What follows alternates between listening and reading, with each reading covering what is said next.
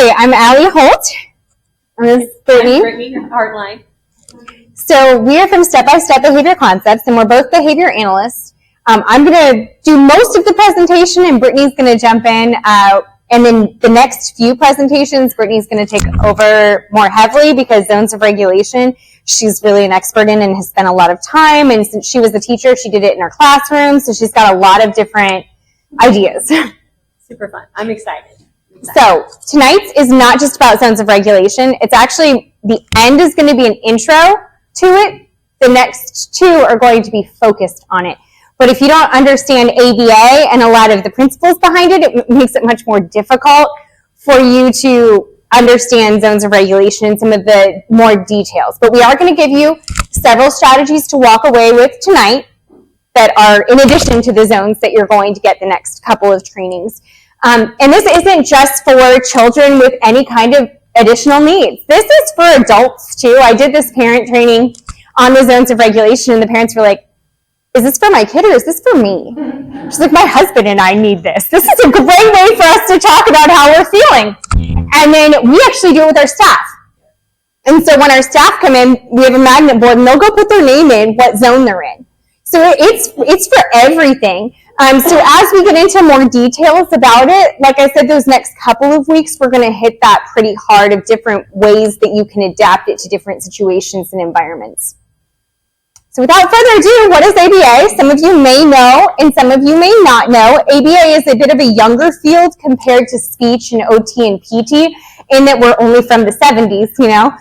So we're still a bit in our toddlerhood, maybe we should say, compared to everyone else. But we are very effective as we are a science, and everything is research-based, and we observe the relationship between the environments and behavior, and our focus is to just shift behavior. Now, a big misconception is, you just want to change my child.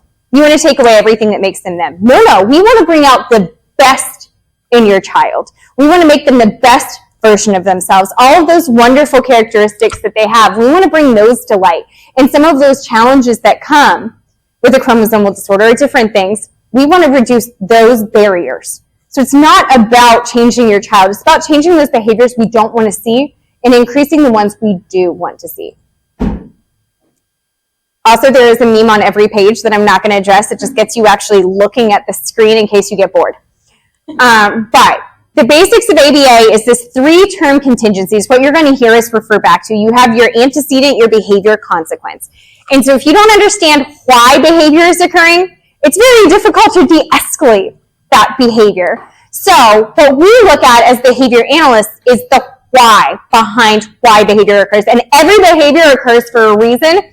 Even if the person says, I don't know why I did it, they may not be able to identify why they did it, but everything has a purpose. We don't just do things for no reason.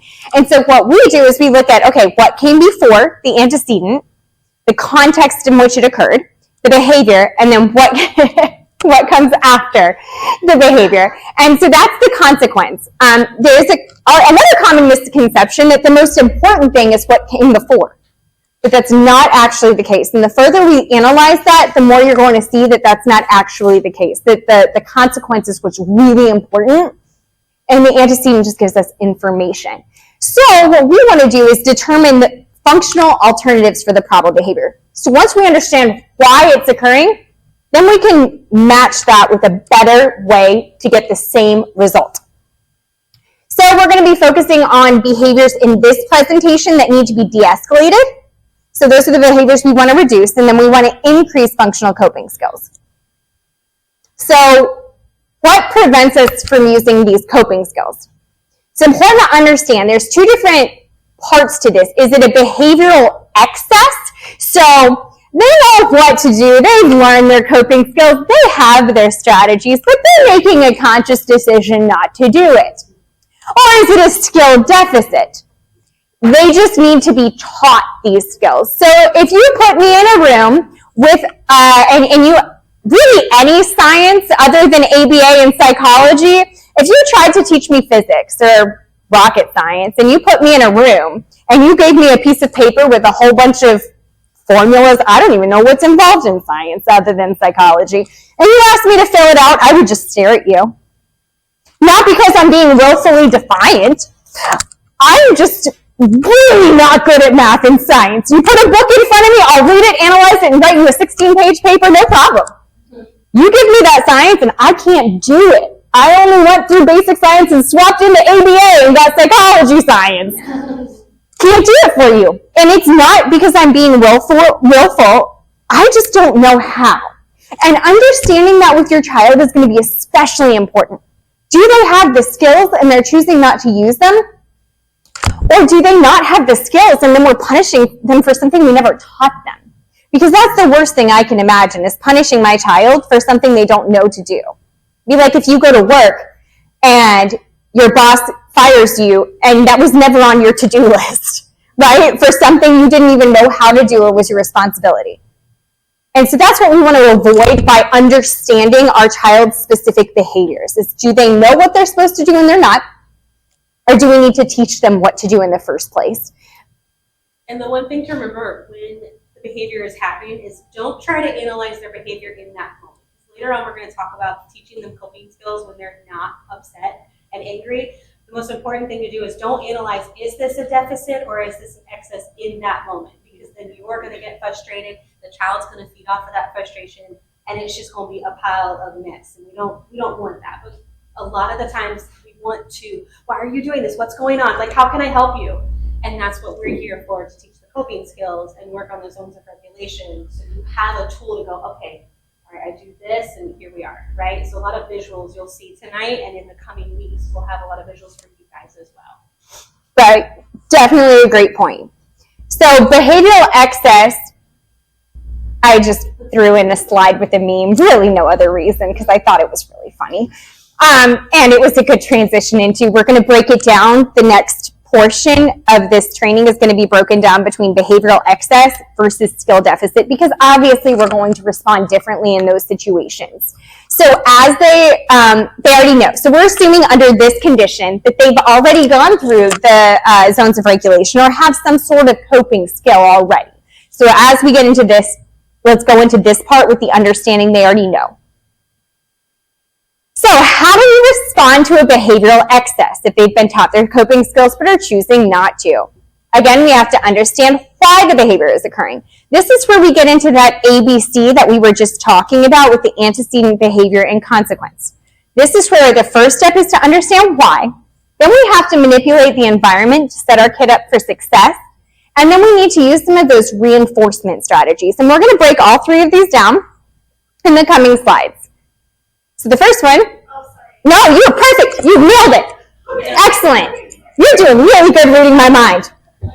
All right, so this is the environmental variables. This is that ABC of behavior. So understanding that there's one little bitty step further, the setting events, you see that written up there?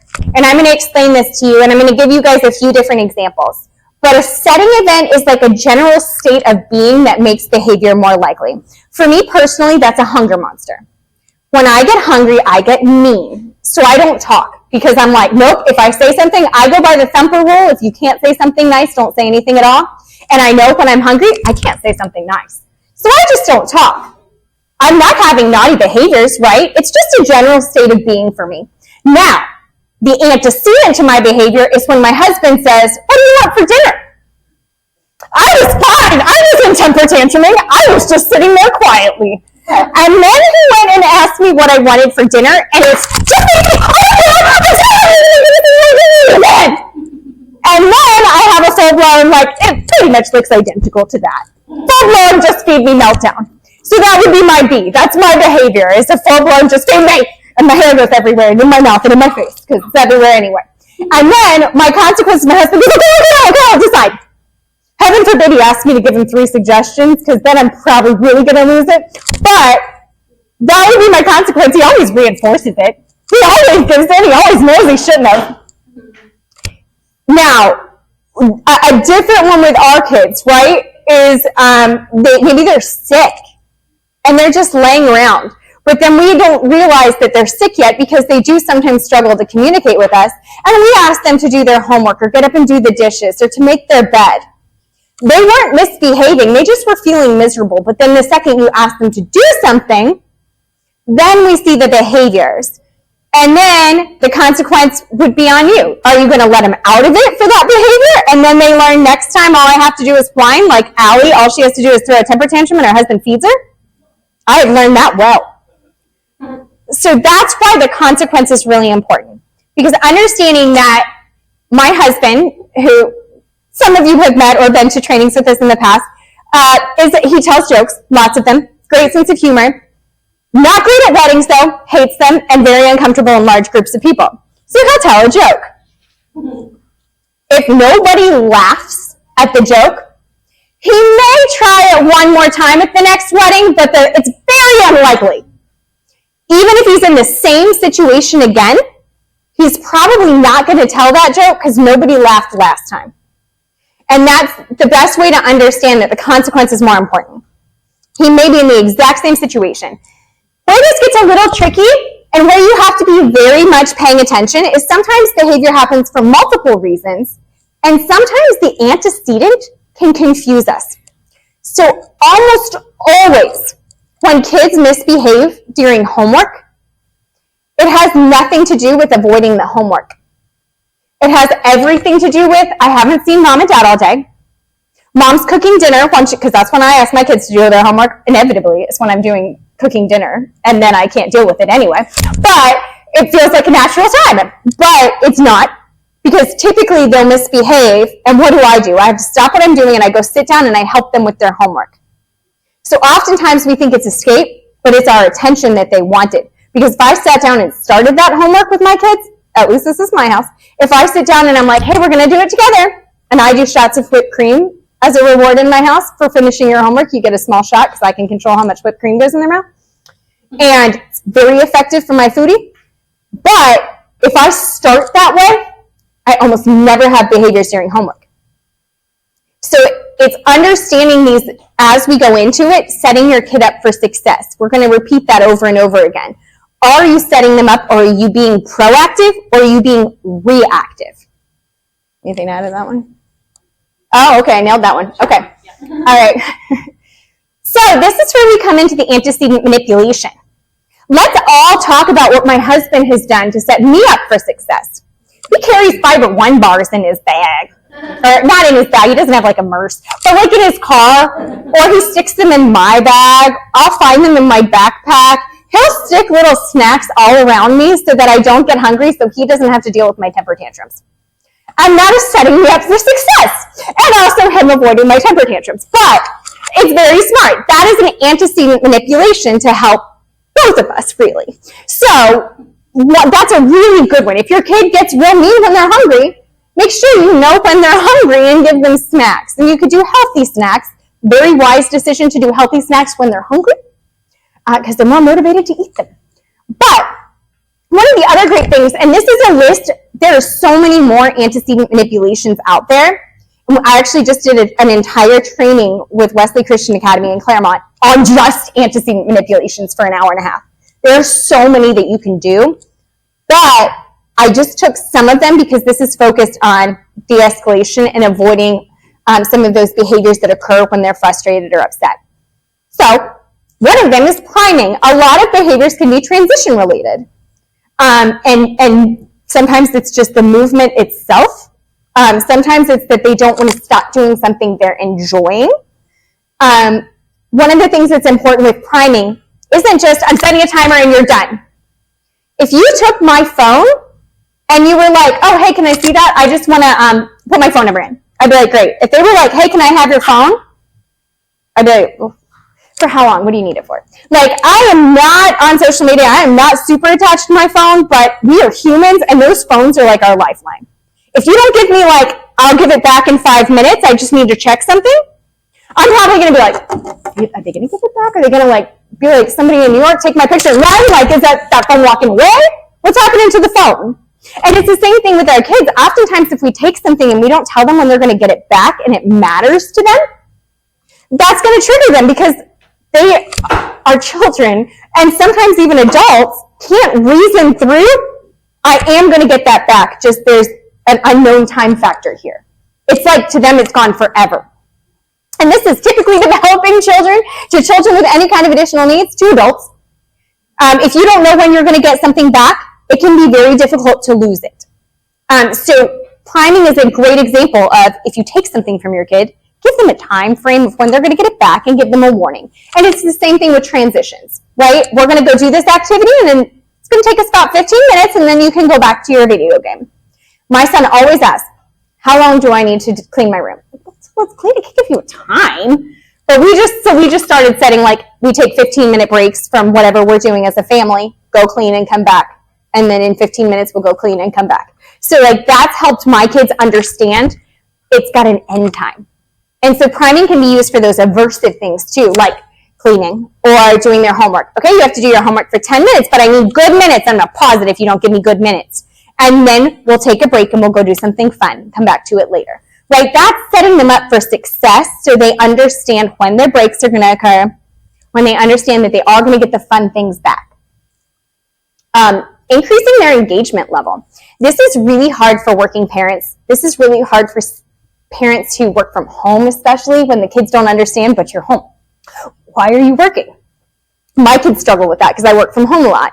And my son will be like, well, you didn't even leave the house today, Mom.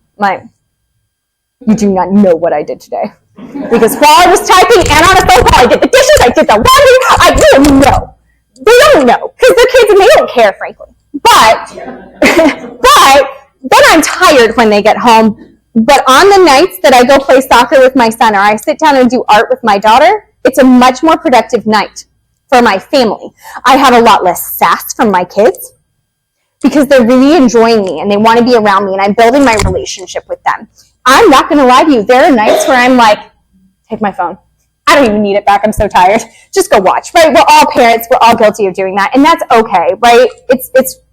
It's working parents or it's stay-at-home parents who have little kids. It's just as exhausting, frankly. I prefer to work because I think it's less exhausting. But increasing the engagement level means you're also increasing your relationship with them, which is key to when you, if you don't like someone and they tell you to do something, you're much less likely to do it than the person who just spent 15 minutes outside doing your favorite thing.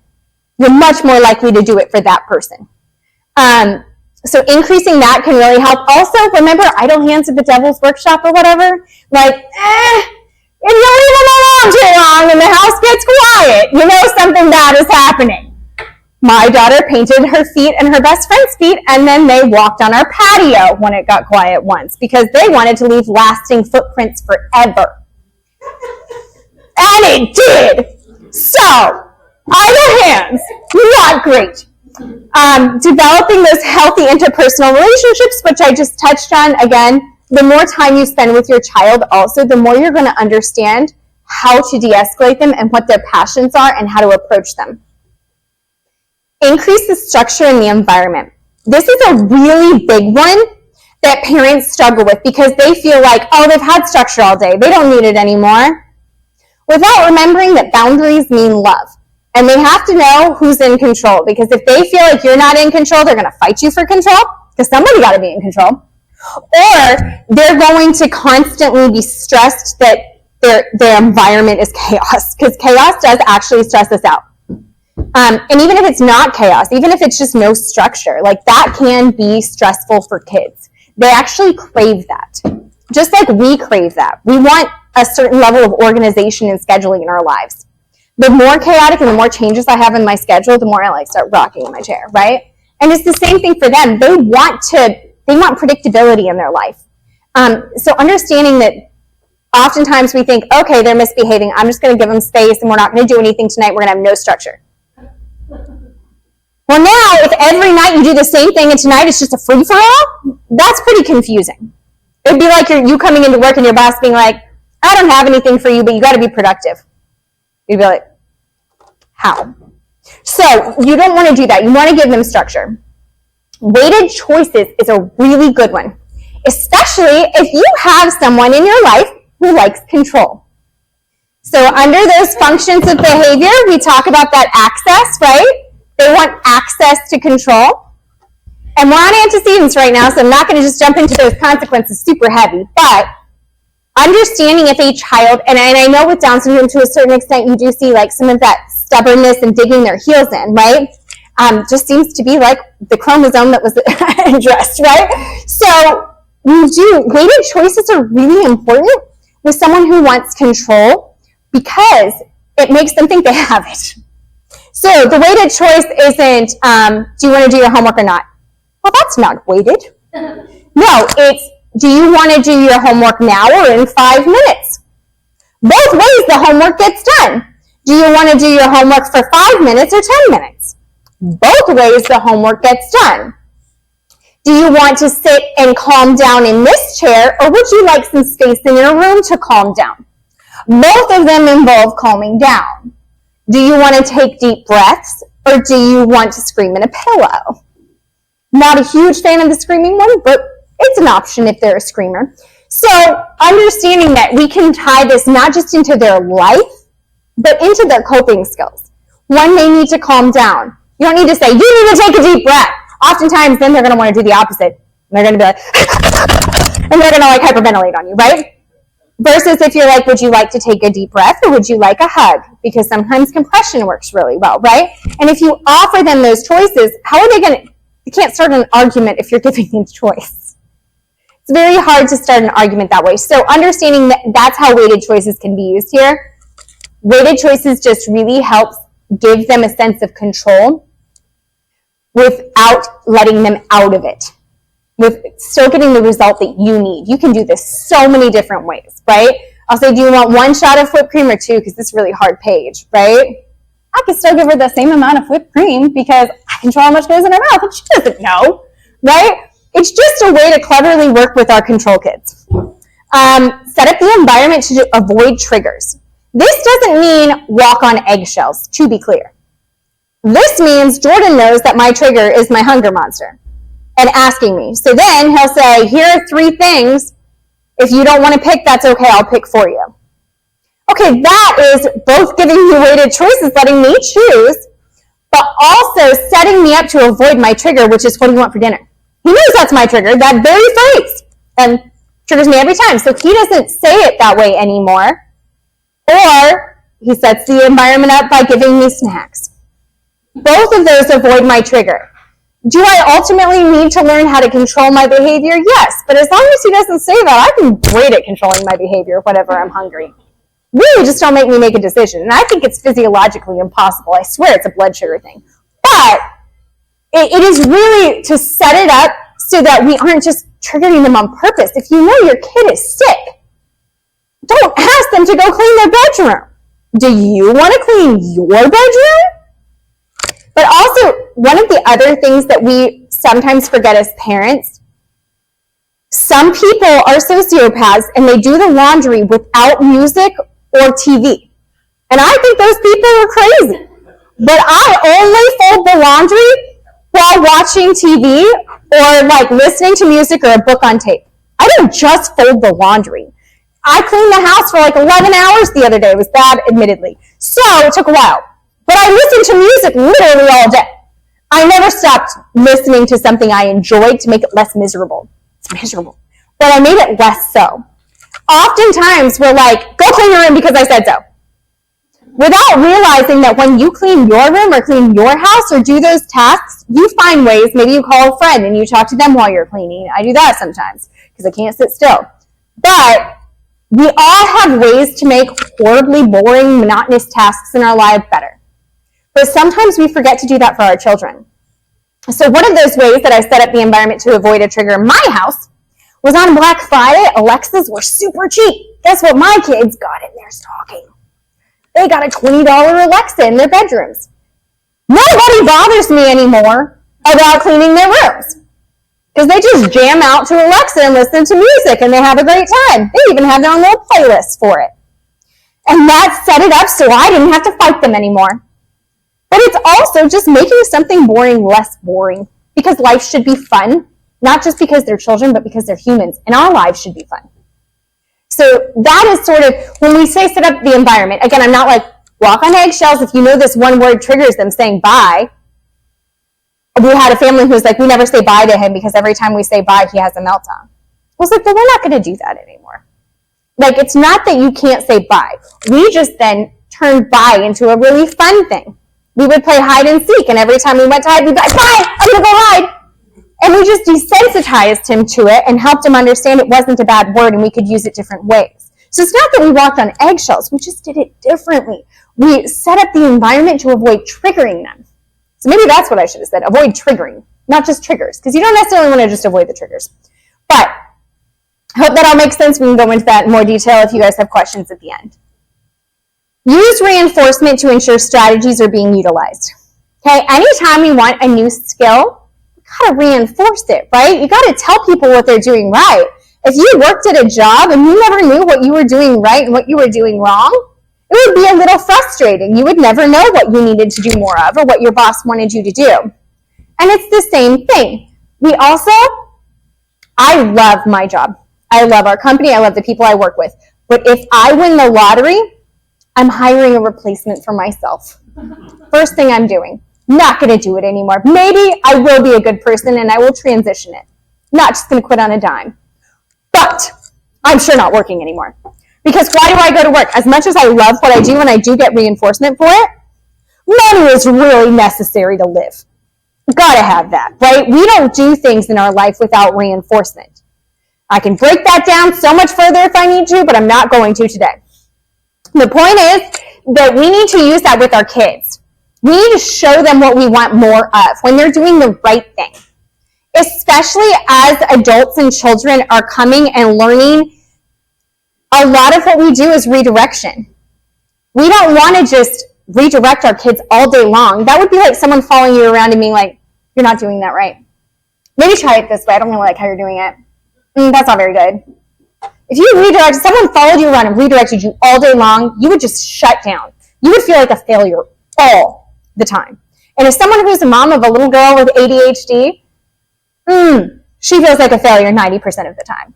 She's always getting redirected for something. She's always forgetting something, mostly forgetting what she was doing, like cleaning her room, and then I go up there and she's created for 4 hours an entire kingdom of Barbies and dinosaurs.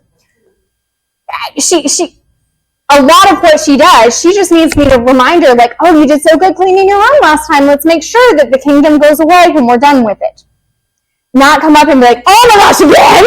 A full kingdom every time? Because we already redirect them all the time. So we want to make sure we're also reinforcing the good things that they're doing. Tell the child what behavior you like. Exactly. Even some of our learners who don't use a lot of spoken communication, right? You can tell them, you're sitting. That's amazing. Sitting. That's what I like to see. You don't have to use a ton of words like, oh boy, if you're not the best sitter I ever saw, the best sitter of all sitters. Okay, that's just getting a little wordy right there, right? You can be like, good sitting, I love it. Sitting. Right? And then they get what you're asking, that they want you to sit, right? You really need to be, the more specific you are, the more people know what you want from them, right? In our job, I'm constantly giving them exactly what I like that they did, and then I'll give them feedback later on what they need to do extra. But if I give one of my staff members feedback in a group chat, or everybody now knows what I want to see of all of them, right? So that is a really, pivot praise is a really good thing we'll get into later, but understanding it has its own power to reinforce. Providing a consequence that matches the value of the behavior is also very important. If you worked 80 hours a week, $100,000 seems like a lot of money. It seems great to make, right? If you're working 80 hours a week and you break that down, it's not as much money as you think hourly, right? And so it sounds like a great reward, but for the amount of work you have to do, it's actually really not that great. I learned that when my brother was in residency. He was like, I did the math, I make $3 an hour. And I was like, oh, buddy, I'm sorry. And you should have never done the math. Yeah, don't do the math. But for him, the end reward was great, but understanding that our consequence and our reinforcement need to, it's like the punishment needs to match the crime. In this case, the reinforcer needs to match. If your kid took a bite of food and they already ate and they're just trying something new, yeah, get them a cupcake. That's great, right? But if they just took a bite of food and they have never chewed anything and they're 11 years old like we had, boy, they get their iPad for like a half hour, right? Like, that's your biggest reward. This child took a bite for the first time in their life in 11 years. That's big news, right? So you kind of want to understand that you can scale your rewards based on the behavior.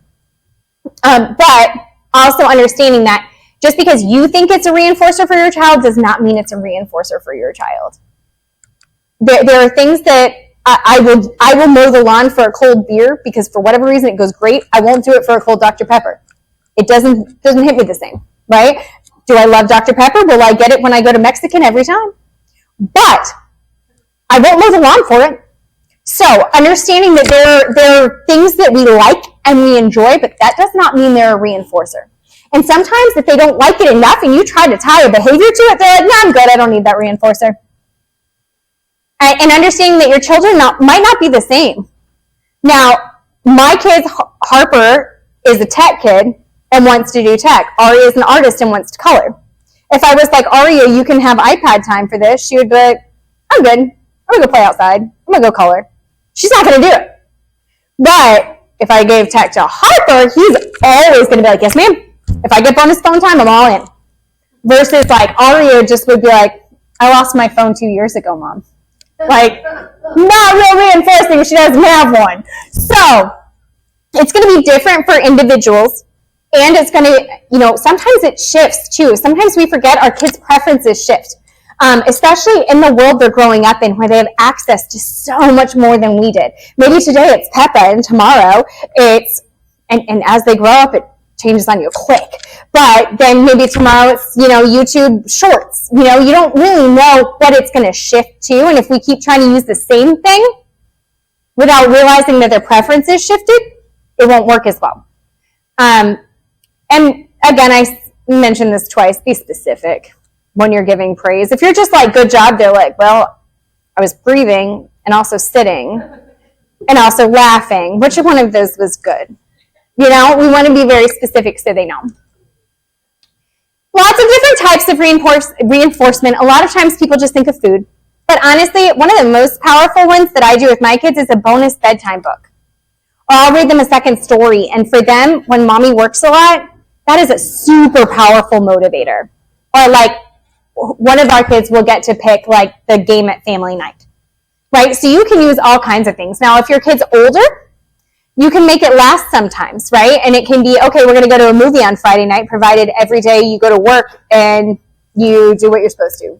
Whatever you outline. But it can be stuff, it can be food, privileges, time spent with people. This is where it's going to be understanding your kid's function of their behavior that's going to tie into that. Right. It doesn't have to be too expensive, because on the movie thing, maybe you do that every single day or every single week, rather, like you have a movie night. At home, they just get to pick it, right? Like, so you're going to do that anyways. Now it's just their choice. They get the option of choosing whether it's Disney or whether it's comedy or whatever the case may be, whatever they're into. And then you just get super excited. I'm so happy to see this with you. Can't wait for that, right? So it doesn't have to be out of the ordinary. You don't have to rearrange your whole life for that. It's just something that's already built in that you've built in for your family. I'm also a big proponent of using natural things, like she was saying, like dessert. Dessert isn't a right, it's a privilege, let's be clear. It's not one of the food groups. It's not something your body needs. So, like, I do dessert at my house, too. Like, depending on how you did at school is whether you get dessert tonight and if I got sassed. So, it depends on your family, but to me, that's one of the natural things because it's just, it fits into our lives. Like, my mom always buys things to leave at my house. So, it works for us, but it may not work for you if you're working on, health or find healthy alternatives for dessert. Reinforcement versus bribery is really important because people are like, I'm not going to bribe my kid. Well, I don't want you to bribe your kid. I want you to, the opposite of bribe your kid. I want you to reinforce because that is literally the opposite. The best example is Publix. Publix has built in a reinforcer for you. To my knowledge, the only grocery store that built in a reward for your kids. If you start at the bakery, you're messing yourself up.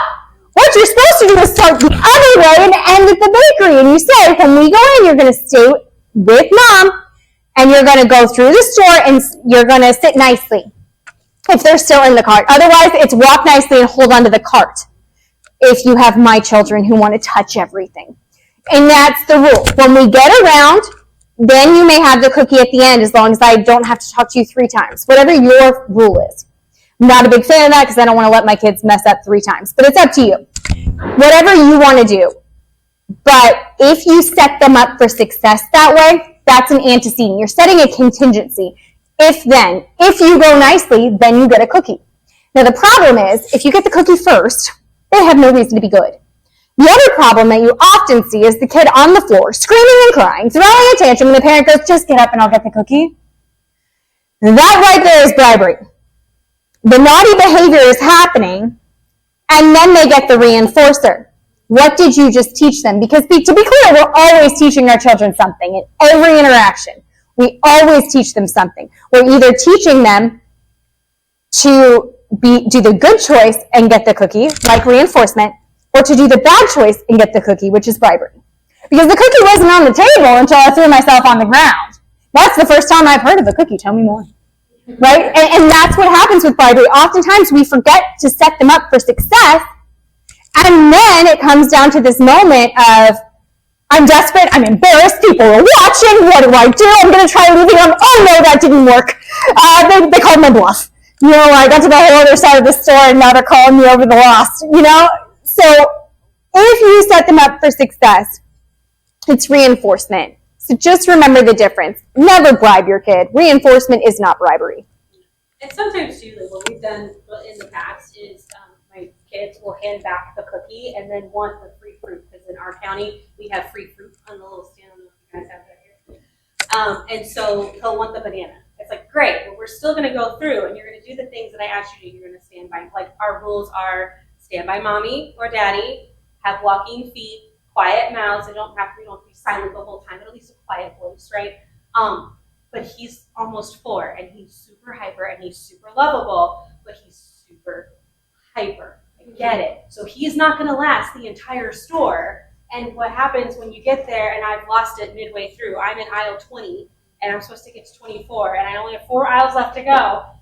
Now what do? Because he's going to throw down because now you did bad and now you don't get your cookie, right? So sometimes we have to do like little increments, right? So like every 2 aisles, I'm going to give you a piece of this banana, right? So you can break that reinforcement up into however your kid is going to need it. If you know your kid can't make it through all 24 aisles of Publix, break it up into aisles. Every aisle, every 2 aisles, every 3 aisles. Make it fun. Oh my gosh, I can't wait. We're almost on aisle 2. You're going to get that banana. Oh my gosh, I'm so excited. Like you get excited about for him to get the banana, right? So you can work it that way. That's a great point. Because reinforcement, you do need to make sure that you're giving it as frequently as they need it. Because some people need more reinforcement. So when reinforcement fails, what happens? And our antecedent strategies fail because they are going to fail from time to time. We're human and our kids are human. And frankly, we're all broken individuals who want what we want when we want it. And it's going to fail sometimes. Not all the time. This is to set them up for success. They still have to choose to meet the success. So what do? So we're going to talk a little bit about junk behavior versus behavior that needs to be de-escalated. And this is going to be really important. So junk behavior is behavior that is age typical most of the time. It happens pretty often. Super annoying. My son giving me the silent treatment the other night. Well, I think it's age typical for a preteen. Was not a fan at all. Rolling eyes. That's age typical. Right? We don't need to de-escalate that, right? Like, we need to address that not in the moment, right? And that's where we'll get into junk behavior versus behavior we need to deal with in the moment.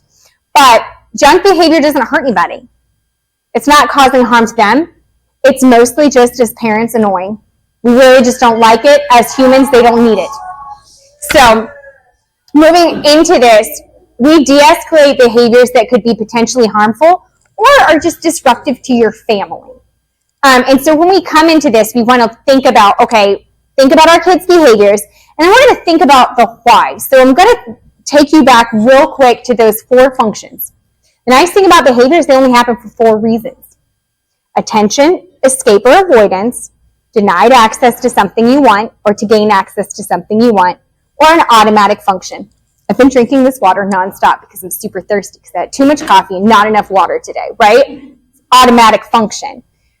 Sure, you can tell I've had a lot of caffeine. But Then you have access to attention, right? If you want to behave to gain attention from someone, that could be positive and negative, right? The squeaky wheel gets the grease, And there is also a sect of humans who love to push people's buttons and thinks it's funny. And our kids especially like to do it to us. I think it's sort of all kids are in that with our parents, maybe not to other people, but with us, they know those buttons and they want to push them. Put them there. Like They drew that button on your arm because you reacted one time. And they were like, ooh, that got what I needed. That got a reaction like that one. We worked in her EBD class together, and I used to take a washable marker. Anytime they would react to another kid's behavior and lose it, I would take a marker, draw a circle on their arm, and write in what it is. And said, you just gave us all a button. Next time they get mad at you, now they all know what to do. And so understanding, one, don't give your kids buttons. But, this is a good slide to pause on because I wanted to go back and revisit that slide in my head. But you don't have to move it back. I know what it said. I just didn't talk about it then, so we're good. So escape or avoidance. So again, we behave to escape things we really don't want to do or that we don't prefer or that are aversive to us in some way. So I already said attention. Sometimes you just want people to look at you. Eye contact can be attention, so you got to be very careful with that. And access to things that we want, activities, toys, food, they'll behave to gain that. Okay, so when we talk through this, those are the 4 functions of behavior, and we're going to refer back to them. Those of you who've heard us talk before, you know about that. So I'm not going to spend too much time in it, but understanding behavior only happens for those 4 reasons. So as we're looking to de-escalate these, we have to understand which function it is. When behavior is happening, there are going to be some things that you do, let's be honest, we're parents. Everything on this next list are things we all do, probably on the daily. Even I teach this, and I still do them. I'll tell you which ones I do. But on this list, these are some of your behaviors that when your child is escalated, you're going to escalate them more. So we're going to talk about them, and nothing on this list is inherently bad. Nothing on it. It's how and when you do it that can make them a problem. And again, to be clear, everything on this list I have done or do. We all do them as parents and just as human beings. But we're going to try to avoid them, especially when our kid is already escalated, because they're going to make it worse. First one is questioning. Asking your kids questions is not a bad thing. But looking at a child who's misbehaving and going, who do you think you are? What do you think you're doing? Those don't have good answers. Or why are you doing that? That's the one I usually go to. Like, why are you doing that? I don't understand. Now I'm escalated, and they don't have an answer. They're not ever going to have an answer why, right? Or it's just going to be like the junk behavior. Well, just because. And then now we're upset even more, and we want to just scream and go to your room. I can't. Or like they're pouring milk on the floor. Why are you doing that? I wanted to see it splash. Like you're either going to get an actual answer to it, or you're going to get a sarcastic answer. Who do you think you are? The Queen of England. Right? You're not going to get a really good answer, so don't ask questions that don't have answers. Because it's just going to escalate you more based on whatever they say. Now, why questions specifically, she's right, put people on the defensive as well. So if I was like, why are you wearing that scarf? You might be like, oh my gosh, there's something wrong with my scarf. This is embarrassing. No, it's a lovely scarf. I love it, and it matches perfectly. It's great. Maybe I was going to say that, but almost never do people ask a why question and then go with something good. So if you ask a why question, it almost always puts people on the defensive. And when they're already escalated, you don't want to make them any more defensive. So on top of that, most of the time when we're upset, we can't label why we're upset. Not in that moment. We can talk about it oftentimes later, but if I'm really angry, most of the time I'm just venting and I'm just yelling and I'm just mad. I don't really want to get to the root of why I'm mad. I'm just mad. Right? We want to get to the root later maybe, but not when we're seeing red. You can't process those things, even as adults. When we're super mad, sometimes we have a hard time getting to the root of the anger. The next one is arguing. If you argue with a 3-year-old and you win, you want to fight with a 3-year-old, which you should have done anyway. Heaven forbid you lose a fight with a 3-year-old. Then your street cred is just gone, right? All authority is out the window. You lost to a 3-year-old, right? But in general, for most ages, that remains. If you win a fight with your child, why did you want to fight with your child? It's not something to be proud of. This is where it's not to say we never get in a discussion or that we don't confront issues. But when your child is upset already about something and they're maybe even coming to you, or you notice some of their behaviors are showing you they're upset, arguing with them in that moment, not your best bet. Even if they're saying the sky is green, the sky is green, and you're looking up and you're like, well, that's blue. Might just be like, well, when you're calm, we can talk about it. Because in that moment, what are you going to do? No, it's blue! No, it's green! And then everyone's escalated, and now the whole house is screaming about what color the sky is, and really y'all just look dumb.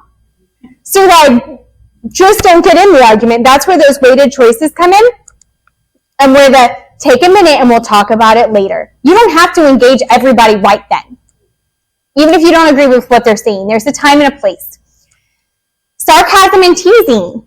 So, again, time and a place for that. If your kid is good with that, great, go for it. Right? I teased the junk out of my son, I'm not going to lie, last night about the whole silent treatment. And my husband and I made jokes till we broke him. So, I'm not going to say I'm perfect. 100% teasing is my go-to. And he did laugh it off. And it worked for him, right? My daughter has a funny bone. If you can get her to laugh, she de-escalates instantly. Now, if you said, wow, you're not really acting like the sharpest tool in the shed right now. Well, now you just called your kid dumb. Right? Not the best thing to say when they're already upset. So teasing them and being sarcastic, if it's hurtful, because a lot of sarcasm is, one, just leave it out with your kids in general. It's going to weaken your relationship over time if it's hurtful. And two, don't ever use it when they're already upset. Then you're just making things worse and you're throwing gas on the fire. I did that with my daughter the other night, and she complained about her chores. She has 5 chores that she does, and she's been doing them since she was 2 years old. She's got them down pat. But she just was not feeling it. She was in her emotions, and she was walking around the store. It's like, I don't want to do my chores anymore. I just don't want to. And I was like, oh my God, I just don't want to do my chores. He has such a horrible life. Mom, I really didn't like that you made fun of me. Not do that. And I was like, well, I just feel this. You know what I mean? Because it's one of those natural instincts to just be sarcastic, or oh my gosh, your life is just so horrible. You have 5 things to do when you get home, right? But in that moment, she was already upset, and I didn't catch it. I didn't catch her already being sad. I didn't catch her being her emotions, and I made it worse. And I was like, I'm really sorry, Bobby. That's I didn't bribe her. We're not going to give you candy because I messed up your feelings, or I had those words with you. But a simple I'm sorry, man. That must have really hurt when Mommy made fun of you. Yeah, it did. And then we were fine the rest of the night. We patched it. They're done. It's over with. The moment's gone. Right? But just it does hurt sometimes. And I'm sure when she gets older, she'll pay me back tenfold because she's got a mouth on her. But either way. But the point stands. Not when they're upset. Not when they're upset. Unless you're me, and then you're teasing your kid out of their silent treatment. But really, I should not have done it that way either. So, force, verbal, and physical. Understanding that when someone's yelling at you, and you yell back, it just becomes a and you're just going, see who can go the loudest. It's sort of like arguing. It's not a fun game. You don't want to have to scream to be heard. Oftentimes, if you lower your voice when someone's upset, they will quiet down to hear what you're saying. It's kind of like the effect of when you're on the phone and you're start whispering, and everyone's like, why are you whispering? And they start whispering too, and they have no idea why. And it's people match pitches and volume. So understanding the more upset they get, not to say you can't yell at your kids. We all yell at some time, right? A well-timed no! Can be really powerful, right? Especially if it's a dangerous behavior, right? There are times to yell at your kid. I'm not going to lie about that. But if all you do is yell at your kid, that's your baseline. And then they're not going to respond to yelling. So you don't want that to be your baseline. And also, if someone's already upset and then someone starts yelling at them, it doesn't make it any better. It's just going to make it worse. Physical force. So again, what we're going to get into, especially with the zones, is that no emotions are bad emotions. Inside Out taught us that, right? Even sadness, who was a pill and laying on the floor, had a purpose. They all have a purpose. And so physical force in that moment when someone is already upset, it may work, it may stop them, but it's certainly going to weaken their relationship. And when they do feel those emotions, they're going to struggle coming to you because last time you spanked them. So not to say not spank your kids. Don't get me wrong, I spank mine. I don't say not to. I'm saying when you do it does matter and how you do it. And understanding that, yes, this is a bad choice. You're going to have to get spanked for that. Okay. But if they're still crying and they're still upset about something, when you're calm, we're going to talk about it, and then we're going to have our consequence. That's really more the way you do it. Threats. This just should say empty threats. Because setting up a contingency, if you don't clean your room, you don't get your dessert, that's not a threat. That's a promise. Right? Like, that's a contingency I'm setting. But I have known exactly one parent in the 16 years I've been doing this job that when they said, if you don't clean this room, I'm going to take everything you own to Goodwill, I've seen one do it. Everybody else just says they're going to do it and then realize how much it's going to cost to replace everything and then never actually follows through with it. One I've seen do it. Still didn't really agree with that because, wow, that kid then had nothing to work for and we were kind of screwed over at school after that. But the point is, if you don't say you're going, be like Horton, here's the who. Say what you mean and mean what you say. Because you're teaching your children, right? You're always teaching them things. You want to teach that your word is your bond. And empty threats just mean, oh, well, they never actually follow through with it. So I have at least 3 times before they come over and take my tech. You want to make sure that your word is your bond. And if you set a contingency, you follow through. Otherwise, it's just an empty threat and your word means nothing. Threatening your kids when they're already upset, like if you don't stop, I'm going to go take your PlayStation. Now, if you're throwing a fit and you say, if you continue and you don't choose to use your coping skills, we don't get to earn our PlayStation today. I need you to calm down. Because they were already earning their PlayStation, right? Now it's a consequence that they don't earn it unless they choose to use their coping skills. I'm okay with that. Because it's not a threat, it's reminding them of the contingency that already exists. Understand that if you're threatening someone who's already upset, they're going to escalate more. The less you talk when someone's escalated, really, the better. Criticism. So criticism, this is a big trigger for like my husband. I know it's a big trigger for Britt. There's a time and a place to teach. Like when your kid comes in and for the first time in their life, they picked out their own clothes and got themselves dressed and they look like the 1990s, all in one color. Or their shirt is backwards or inside out. We're going to first give praise.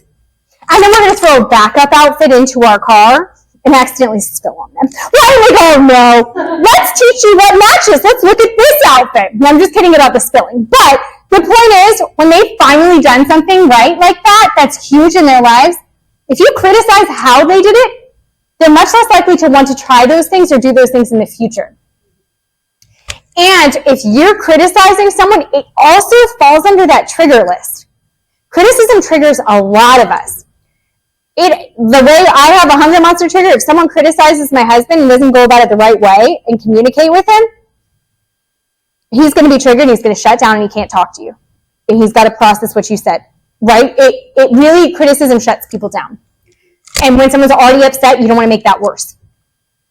Despair is actually the worst one for me personally. Despair is guilt, using guilt as a weapon, basically. Like, I used to call my grandmother every single week, and every week when I called her, it was, you never call me. Why don't you call me? It's like, I'm on the phone right now, and my brother never calls you, so still better than he is. But, for me, it made me not want to call her anymore. And if you make someone feel guilty, it instantly pushes you away from them. And again, when someone's already upset about something, you don't need to add guilt to it because they aren't going to be able to come out of it under those circumstances. It also gives other people a lot of control over your emotions. It's like drawing that dot. Oh, you make me so sad when you hit me. Check. Because there's going to be a time you make them sad and they want to get even. Hitting works. Go to that one. Draw that button on. So you don't want to do that. You don't want to give anyone else control over your emotions. You want to, in this moment, stay happy and calm. So as we get into this, both of these slides, this one and the last one, are necessary for the next tool. And so we're going to remember this and reference this, okay? Logic. It is not bad to teach your children things and to talk to them like adults. I actually genuinely believe in that. I don't really believe in baby talk, right?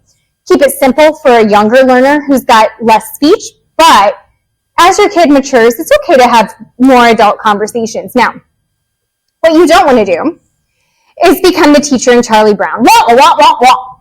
When you talk, all they hear is this, because all you do is talk at them, right? So if they run out in front of a car and you say, oh my goodness, you shouldn't run out in front of a car because if you get hit by a car, I'd have to take you to the hospital. And then I'd have to use my insurance. I got like an $80 copay. And I don't know if I have $80. And then I have to pick up an extra shift. And they stopped listening long after that, right? Like most kids are honestly going to listen to maybe 1 to 2 sentences from their parents at best, right?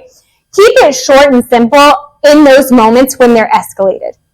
Now, don't you forget, we have coping skills that we learned about, the zones of regulation in school, and we learned all about them from our teacher, who's so wonderful and amazing. I love your teacher. And we learned about them from inside out. We learned, just be like, we got coping skills. Let's breathe.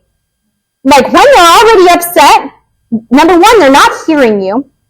But number 2, they're going to stop listening to you, and you're always teaching something. Do you want to teach your kids not to listen to you or to listen to you? So that's an important one to remember in those moments. Again, keep it simple. Keep it to the point, because if they're already agitated, they're not listening to you anyway, frankly. Taking away. This is not to say you cannot have a consequence of taking things away. But if your child is like most of America and has a phone, a tablet, an Xbox, a PlayStation, and you take their phone, that's not going to be real powerful because they can just go play on their Xbox. Oh, that's fine. I'll just use my tablet. That's not a smart thing to take away. And if you take that away and they don't care, then all you're doing is taking things from your kid. It's not changing their behavior. And it would be much more efficient to say, we're going to use our coping skills, and if we do, we earn our time, like I mentioned earlier, and if we don't, then I'm changing the Wi-Fi password. I'll give it back tomorrow when we're calm and use our coping skills. Because then you set the contingency, they were already earning it, and then they just don't earn, right? Versus, like, also, if you take away something too powerful, it can really weaken your relationship too. If the punishment doesn't match the crime, their sense of justice is going to kick in. I still hold that one against my mom. My mom took something that was once a year away from me, and I didn't even do it. And I admit when I do things to my mom now. And I hold to her, and I've told her I did not do that, just to let you know. And someone lied to her and said I did it, and she believed them. But she took something that was once a year from me. It was like a big deal for me. And it didn't match the crime, and I remember it 20 years later. Yep. As a grown-up, I still can't process the injustice of it. But we don't want that to be the situation for our kids, because my mom is nearly flawless. That woman is a goddess. She is. She's the mom everybody wishes they had. But I still hold that against her to this day, and she knows it too. She's watching this, she's going to remember Night of Joy. But we don't want that to be the case with, I know, that's what it was. We don't want that to be the case for our kids, right? We don't want it to be so powerful that we spark that sense of injustice. The punishment needs to match the crime. So, understanding that doing those things in the moment are all going to make it worse in how we do them and when we do them. So again, we're doing this to avoid these things in the moment and doing them wrong. So Stay Close Hot is the first tool we're going to give you. This is from the Tools of Choice curriculum. It's a fabulous curriculum we taught in the state of Alabama when we were in graduate school, and it just stuck with us forever because we loved it so much. So the steps to Stay Close Hot, the purpose of it is, and I know it's kind of wordy on the slide, but I'm going to go into each step, okay? When your child is angry, what do? How do you de-escalate? You want to move towards them and remain in their reach unless they're being aggressive. In which case, just be like, you're not like sit on them. Now, if they're charging you, that's a different situation. Protect yourself. Talk to somebody, right? And if they're really hurting you, again, those are things to consider. But in this case, you're going to move towards your child. Touch when appropriate to the situation. So you can touch their arm or their back, but this also goes to that knowing your child. Like, when I'm really upset, I'm not a super touchy-feely person, but when I'm upset, I ask my husband, I'm like, hey, I need a hug. And he knows it's bad, because I don't often ask for just, like, physical contact like that. And so, For me, I know when I'm upset I need a hug, right? Some of you know exactly what level of physical touch you need. Sometimes you don't want to be touched because you're so angry you want to like huff and pace and be upset, right? Understand your child and know what they prefer in those moments. You want to express caring and concern. In general, remember me saying we need to think about how we want things? When you are mad after a bad day at work and you're venting about the Karen at work who just went off on you over no reason that you know, and you're talking to your husband about it, or your wife about it, or your friend about it, you don't want them to be like, just get over it. Stop stressing about it. I know every once in a while my husband will be like, why are you stressing about that? Stop stressing. And I'm like, do not tell me what to stress about. I cannot control what I stress about. This is just stressful. But I don't want him to say those things. So because it takes away my emotions and invalidates how I'm feeling, right? Not to say I should be acting like that, but oftentimes when we're upset about something, we just need someone to be caring with us, because ultimately your kids hurt about something. Anger is still typically hurt people, right? So typically when our kids are upset and they can't tell us why they're upset, it's typically because something hurt them in some kind of way. Maybe not in the same way it would hurt you. But loud noises, like my son, when he was 4, he had like supersonic hearing when he was little, and loud noises would really bother him. He could hear our baby crying from downstairs with the door shut before I heard it on the baby monitor. It was crazy. So when the first time he sat in like a cafeteria situation, the kid rocked and cried the whole time. Not because he was misbehaving and acting out, it's because for him, it was deafening. We had to go get his ears checked to see what was going on. Like, now, loop headphones didn't exist back then, but would have been clutch for my kid. He just had to learn to deal with it, the pain of it. And he's learned to get over it. But like, in that moment, if I'm like, what's wrong with you? Well, he's hurting. And so often, we don't have time or we don't understand. And instead of going straight to caring and trying to understand the problem, we jump to, you're acting out. You're misbehaving. Those aren't the right choices. Instead of understanding, this isn't my kid's baseline. They don't normally act like this. So something must have triggered this. And again, not to say those behaviors are okay, because they're not. My temper tantrums when I am hungry, I am aware they are not okay. I'm working on it. But it's still in the moment, I am hurting with my physiological whatever's happening in my body, right? I'm not comfortable. It's not my baseline. So understanding that going to caring and concern first, and being relaxed, because if your kid's upset and you're like this, you're coming in dominating. The bigger you get, the smaller people tend to feel, right? And so in that moment, you're not de-escalating them. You're coming at them. So if you remain calm, the calmer you remain it's very hard to scream at someone who's being nice to you. It's very hard to hurt someone who's being nice to you. It's sort of like the antidote to Karens, right? Kill them with kindness. And in the same situation, when our kids are upset, if we come back at them, it's a lot easier for them to keep going.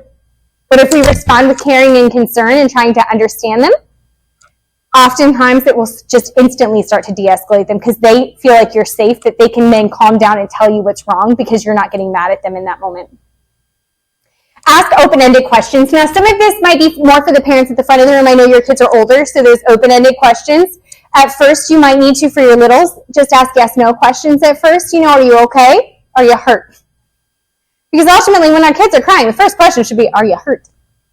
We sometimes just assume our kids are acting up instead of trying to understand that sometimes things actually happen to them. Now, I'm guilty of this too. I always just assume that Ari is overreacting because she's a drama queen. Now, if Harper cries, I'm like, oh gosh, what happened? Are you dead? But like, Ari is a drama queen. We'll be like, just get up. But that's not the right answer. Open-ended questions will help them problem solve. So if you said, are you okay? That's a yes/no question. It ends there. Can you tell me how you're feeling? Can you tell me what happened? Can you tell me what hurt you? Emotionally or physically, can you tell me what hurt you? If you can't tell me right now, that's okay. I'll wait. And when you're ready to talk about it, I'm here. And then we'll problem solve. Because if you react that way, what are you reinforcing? Them using their words, not their behavior to tell you when something's wrong. You're always teaching something. And this goes to the device too. Oftentimes, like if your child doesn't use spoken language, you can teach this with signs. You can teach this with a device too. We have a client who uses a device fantastically, but we taught him all the emotions. They're all on his device. And so whenever he's upset, he can tell us. We did the zones with him too, because he's got colors on his device, and we matched it to the emotion. So we've taught him how to do this.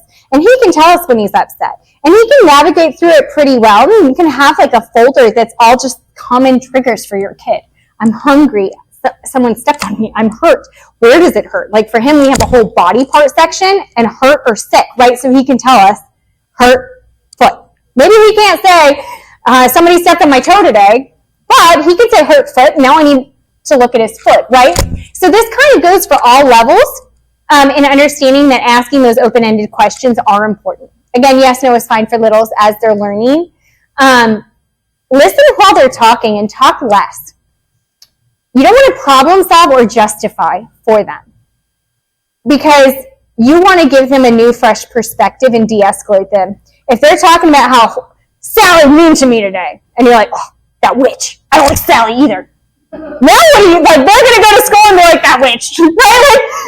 It's not going to end well, right? Because our kids, what we say oftentimes comes out of our children's mouths.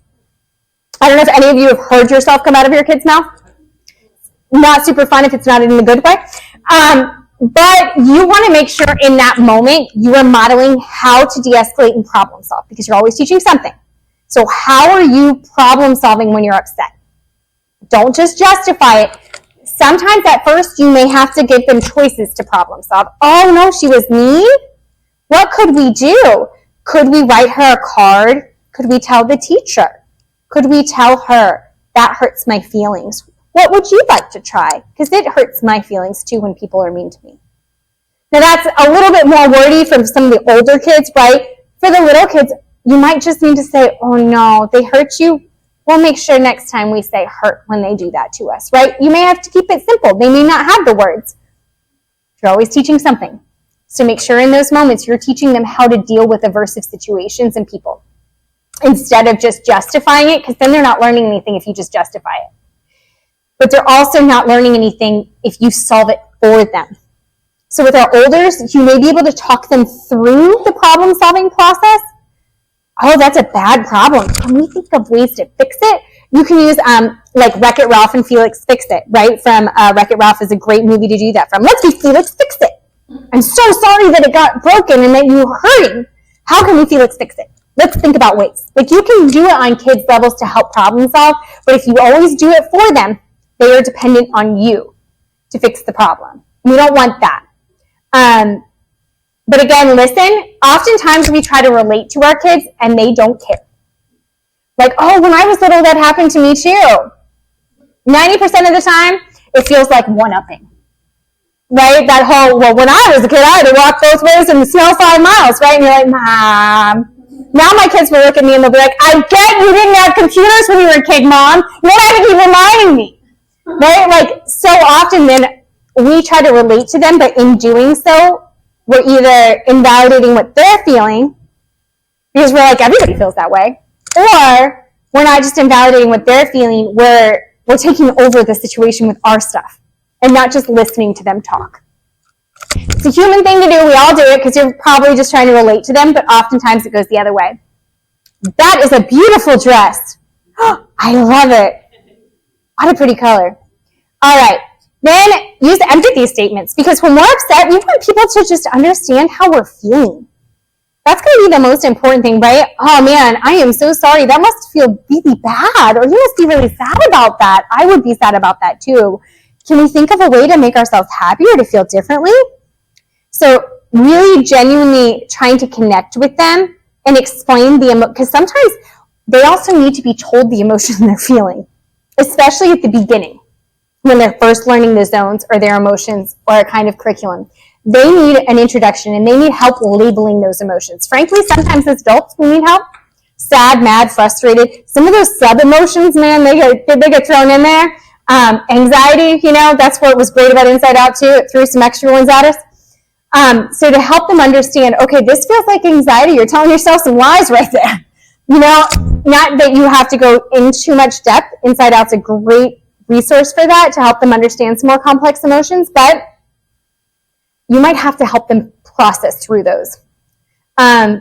Make a statement of encouragement. Oh man, next time if something like this happens, I know you're going to use your words and tell them and support yourself. I'm going to be so excited and so proud of you, and we're going to go for ice cream when you do that. Like, then you're do you like ice cream? Yeah, that sounds good. I could go for ice cream right now too. Maybe we should do that after. Just order an ice cream. I'll request that for next time. Stay cool throughout the process. So that means avoid using the coercions, right? Those things that I told you about. And avoid reacting to the junk behavior. Because if they're already upset, and it's the same thing when your kid's happy and comes to tell you a story, and they're like shaking, and you're like, just be still when you tell me. Okay, you just took the bubble out, right? Let them be excited, right? It's the same thing. You don't want to react to some of those things in this moment. Yeah, them rolling their eyes when they're upset, not a big fan of them rolling their eyes. Now's not the time to address it, though, right? They're already upset. I've got to de-escalate first, and then we'll talk about respect and how I like to be respected. And if I'm not the one who made you upset, let's be nice to me, right? Like, you don't always have to address everything right then. You can teach it later and then use some of those reinforcement strategies to ensure it stays fixed.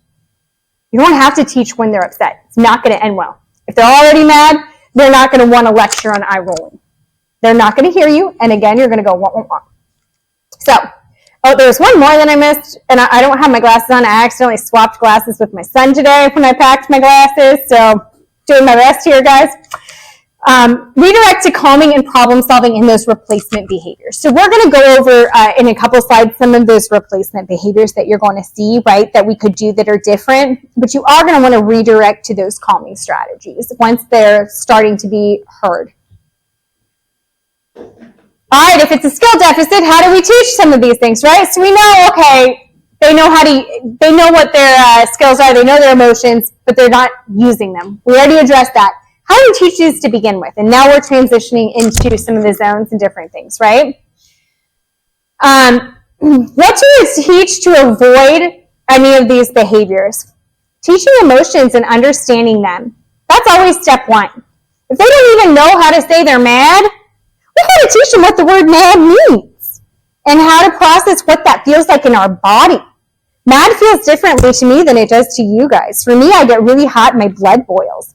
That doesn't, like, I feel like I can feel it boiling inside me. That's not necessarily the case for everybody. Some people's heart race, some people start breathing faster. We all have different ways that we feel different emotions.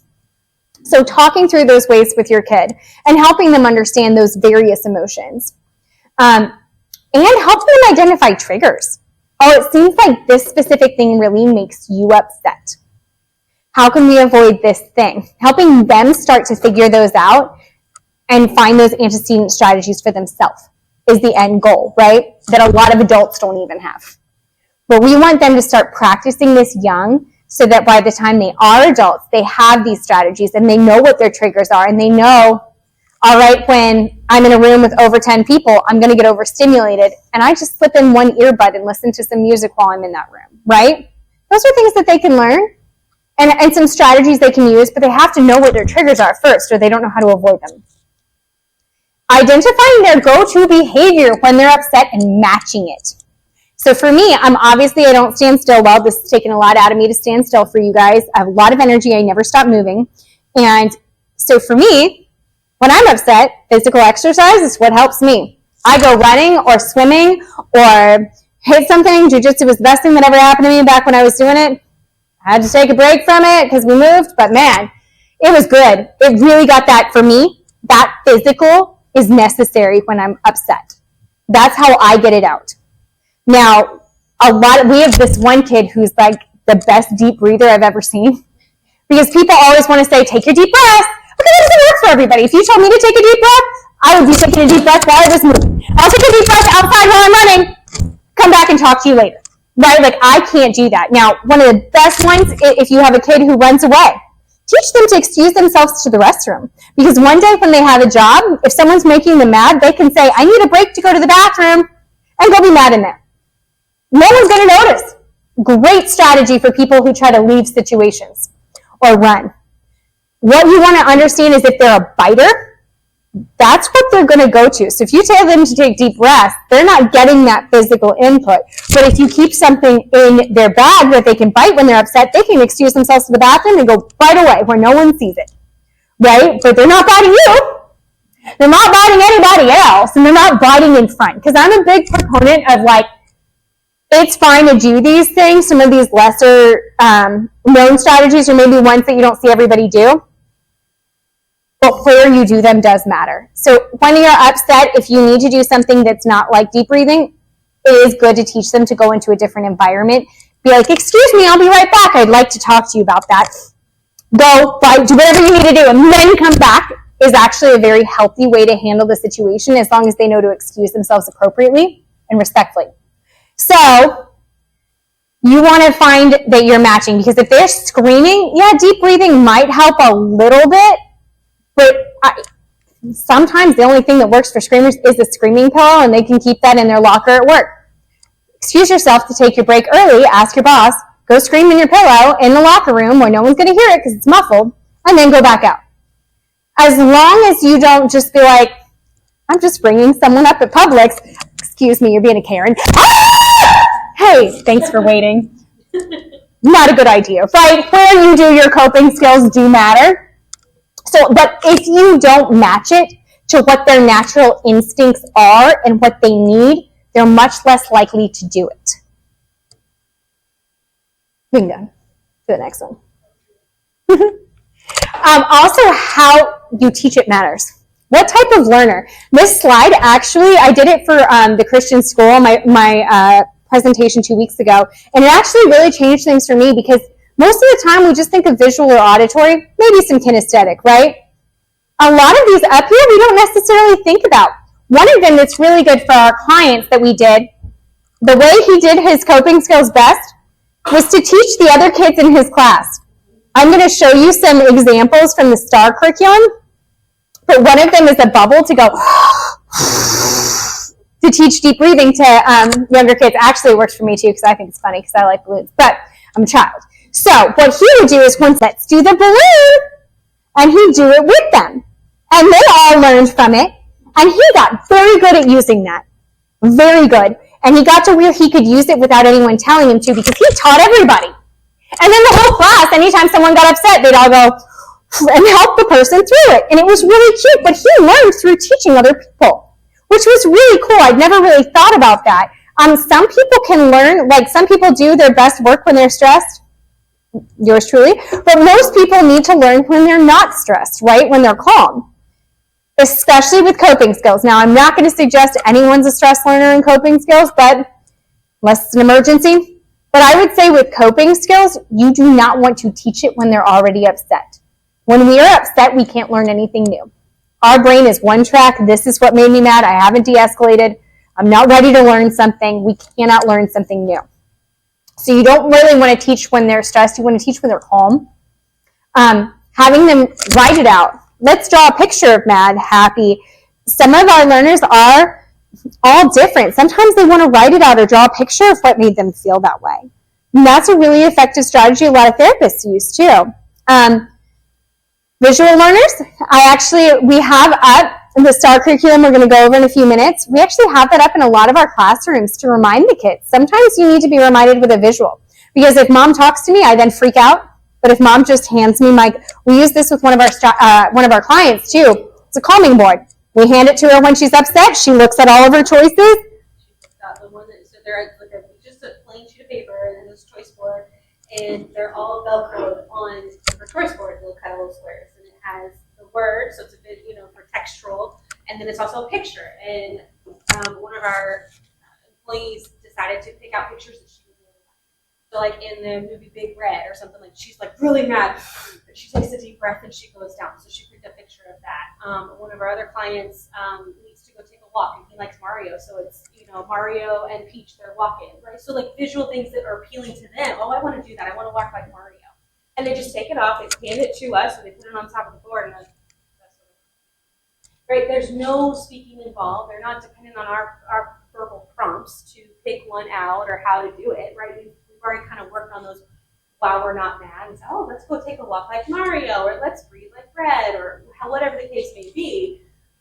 But it's that I don't have to talk. I don't want to talk right now. This is what I want to do. Okay, go for a walk. right? So it's more visual. And the good thing is they get their board on their own now too. They'll go get their board and find something on it and hand it to us because we didn't even maybe realize they were angry, but they needed to go for a walk and take a minute.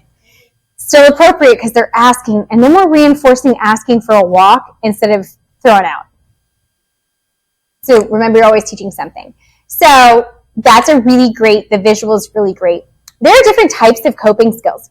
Once again, I don't have my glasses, so I'm going to look at this one. But I thought this was really cool when I found this visual too, specifically, because it had a lot of things we don't think about on it. And I was like, wow, there's even so much more than sometimes we think about with coping skills.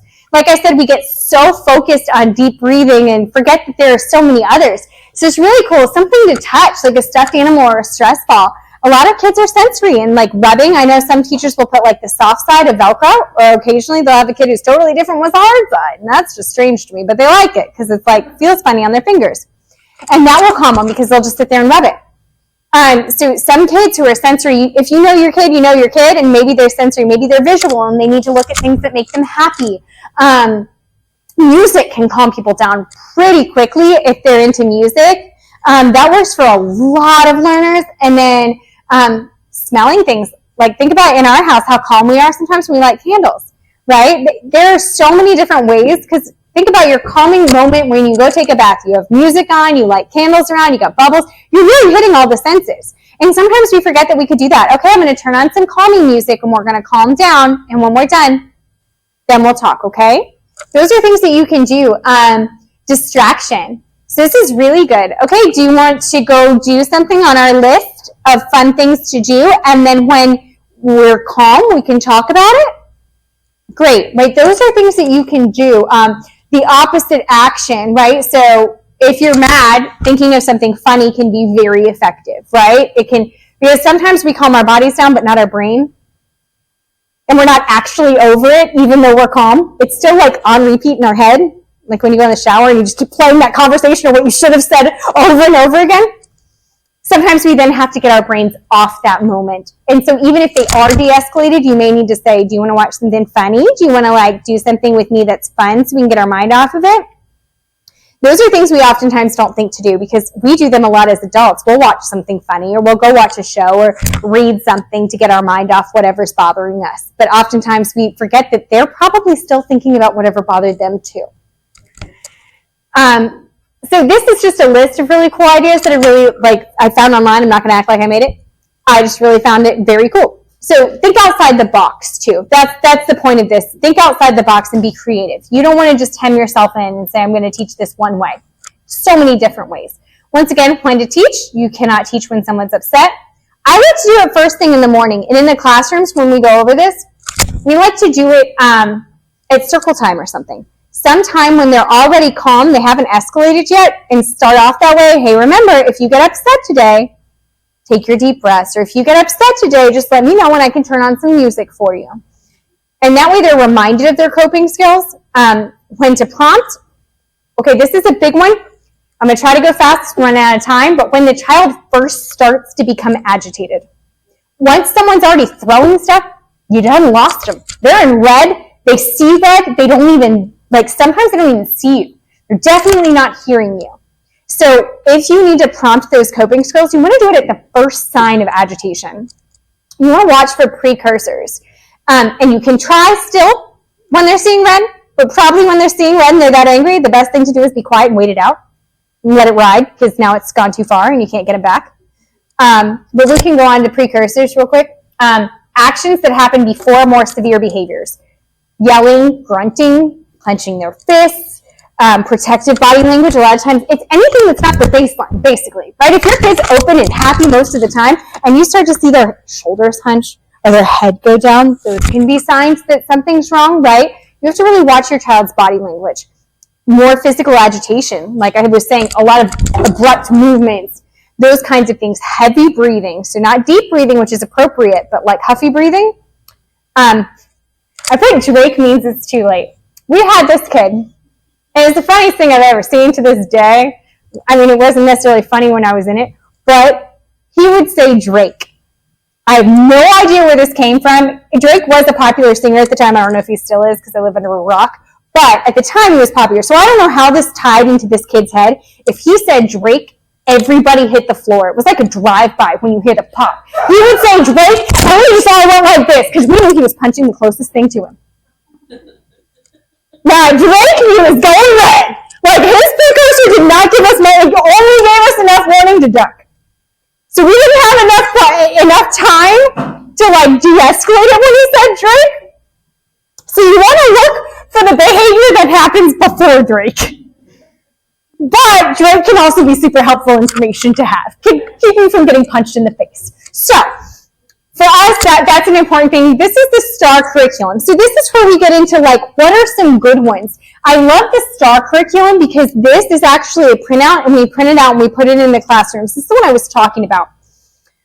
So the DRAIN, they all tie to some sort of, like, therapy coping skill, right? So the DRAIN is like this. And it's not like this, where you're balling up like you're going to hit. It's like you're turning on a sink and turn the water on, and it's tense and release. And sometimes the kids think it's really funny because they're like, you'll notice right for your kids by just trying them and see which one they get most excited about. The balloon, for sure, right? That one most of them love. Very few children who do this one don't love it. And then the balloon can get smaller and smaller, so they're not sitting in the middle of class going, right? They'll just go, right? And the balloon will be small. The pretzel is kind of hard. It's kind of like this. But what it does is it kind of helps them fold in on themselves in an appropriate way. And it does tense and release too. And it's kind of silly, right? The kids like it if they can do it. Some kids can. Yep. There you go. And then you kind of have that pressure in your arms. And you kind of... Yep. So for kids who tend to ball up their fists or grunt, or like get worried, because it also helps them if they hunch, right? It does all those things. And then when they let go, if you do it and then you let go, you can feel a little bit of a release. And it does work over time because they're like, and they're not hitting you because their hands are tied up. And there's a fun little trick. If you hold it for long enough and you don't touch anything and you ask somebody to move like point to a finger, but you don't touch it, their brain will kind of like trip and you'll move the opposite finger that you're pointing to. It's really cool. So then you can kind of build your relationship with that, like, aha, you couldn't do it. You think I could do it? I don't think I could. I think I can do it. And then you do it. So then it's a back and forth thing, and that's where you're building your relationship with that. Yep, because coping skills don't have to be miserable. They should be fun because I believe that everything in life should be fun. We get one. I don't want it to stink. I want it to be great. And so it should be fun, and coping skills should be fun. The sillier you get with these, the harder it is for people to be mad. If mommy's sitting there going, it's very hard for a child to look, yeah, it's pretty great, isn't it? You want to see your mom do it? I think we should have your mom do it. Does she do it?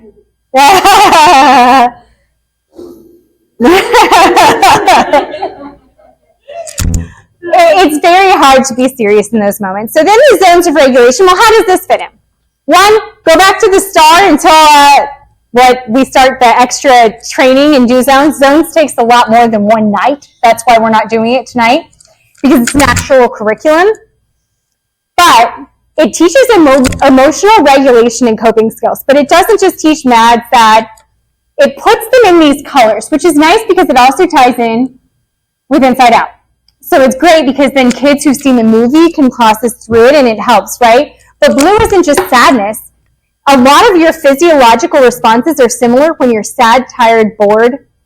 They look very similar if you think about it. Green zone, happy, calm, feeling fine, you're focused, you're ready to learn. Yellow zone, frustrated, worried. If you think about it, actually, a lot of that excited behaviors that our kids, their bodies look very similar to anxiety, right? It's very similar. It's kind of a cousin. And so that's why they're all in yellow, because a lot of times excited and overstimulated can lead to going into red, right? And then if you're overstimulated and things start to upset you, or if you're too excited about something and you start taking it into it, it can go into red if you're in yellow. So it's not that anything in yellow is bad. You just aren't quite as in control of your body.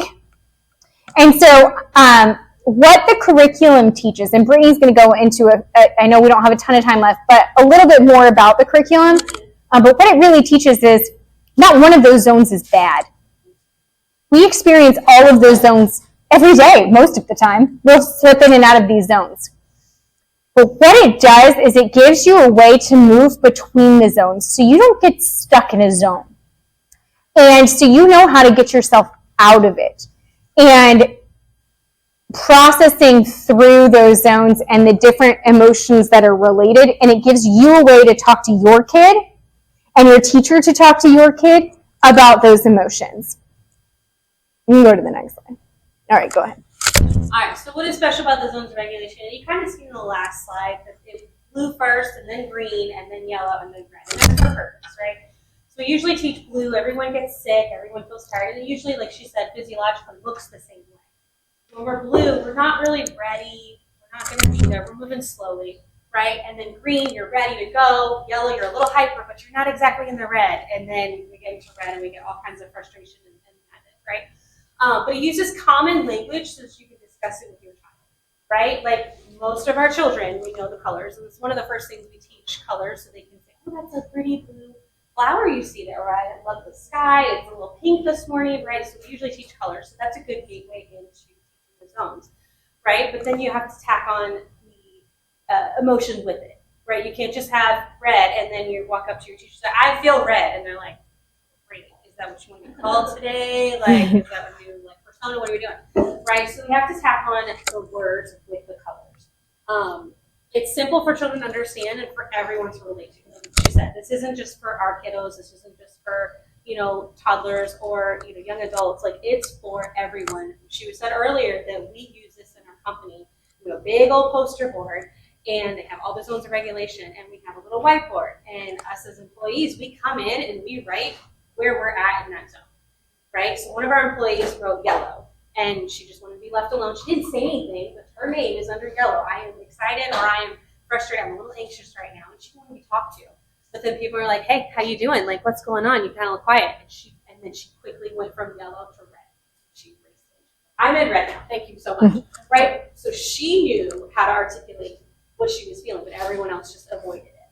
Right? So we have to understand that when we're teaching this, we're also modeling how it is to go from green to yellow. And again, in those 3 lessons, we will talk more about that in depth. We have a little toolbox, and we make it, and then they get to put how they want to, our coping skills, how they want to go from yellow to green, right? And it teaches processing the emotions as well, because wow, like, oh, show me mad. Oh, how can we be happy? Change our face. Oh, I like that your shoulders went back and you had a smile on your face. Like you're labeling what their body looks like, because we're not always standing in front of a mirror. They don't know how they look when they're mad or upset, right? So practicing those skills in our circle times is really good for the kids and making it fun, like she said. It doesn't have to be circle time for our older kids. It could be over the breakfast table. Right. And it could be a silly game that you guys play. I want to say one more thing about what she just said, about that situation with our staff. Everyone in that room thought it was about them. I have no idea why they thought it was about them that she was in yellow. She had gotten a phone call on her way in. It was a bad phone call. And it hurt her deeply, what she found out on her way in. So she came in, put herself in yellow. I'm going to focus on my baby today. I just don't need any outside conversation right now. Like, she knew what she needed in that moment, and no one else respected that she communicated it.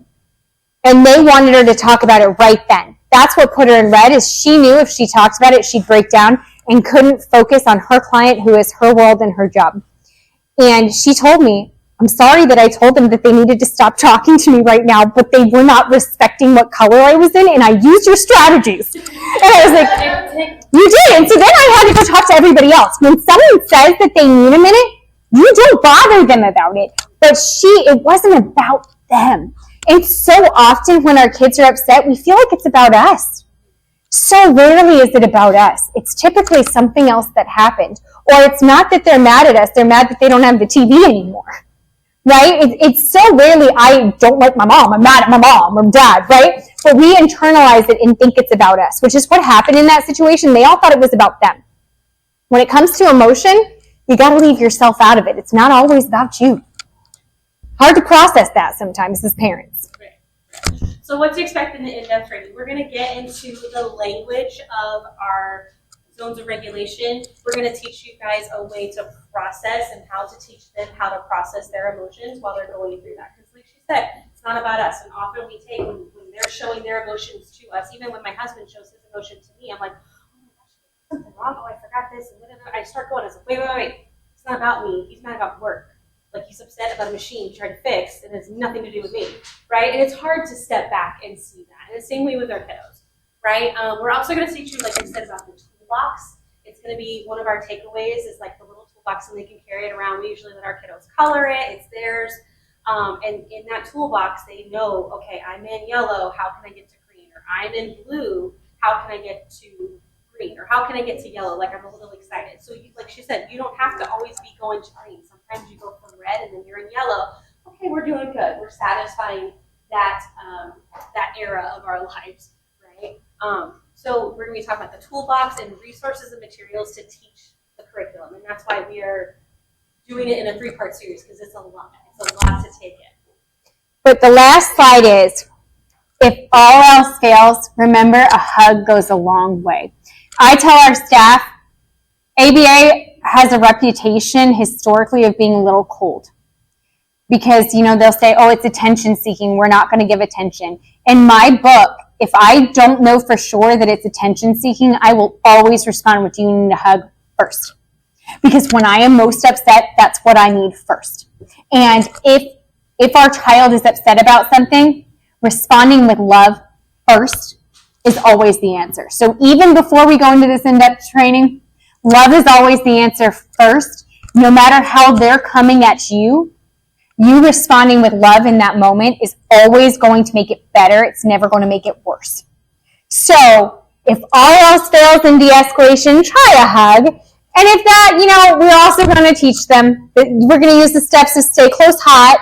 We're going to use those strategies from the STAR curriculum. And then if you come back, you'll get the full curriculum and you can use zones. Because while it sounds simple, sometimes we're in multiple zones at the same time.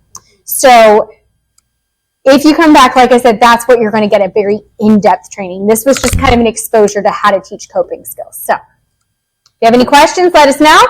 But thank you so much for having us. Thank you.